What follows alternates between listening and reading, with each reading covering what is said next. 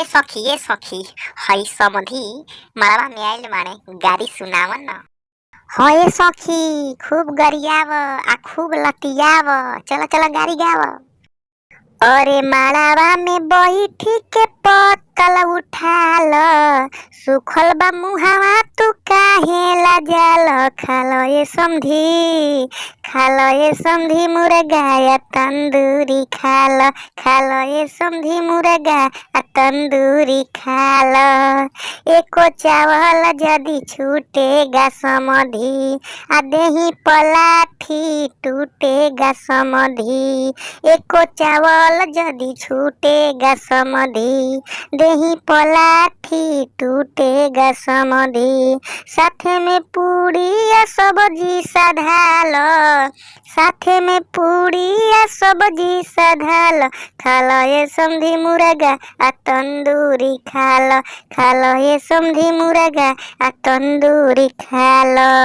चक्कर बकर खाली देखते हो लड़की, खाएंगे मारा आँख जाएगी भड़की। बड़का तू मऊगा मरदवा बुझाल, बड़का तू मऊगा मरदवा बुझाल।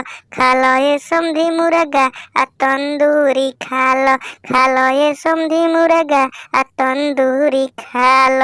आप जैसा नहीं कोई है छिनारा, समधी न जाएगी है रौरा पजारा। आप जैसा नहीं कोई है छिनारा, समधी न जाएगी तेरे ही किनारा। दिहला पे गाली तू काहे गरमाल, पे गाली तू काहे गरमाल। खालो ये समधी, खालो ये समधी मुर्गा आ तंदूरी खाल। खालो ये समधी मुर्गा आ तंदूरी खाल। मड़वा में बैठी के काहे लाजाल। खालो ये समधी मुर्गा आ तंदूरी खाल। अरे खालो ना।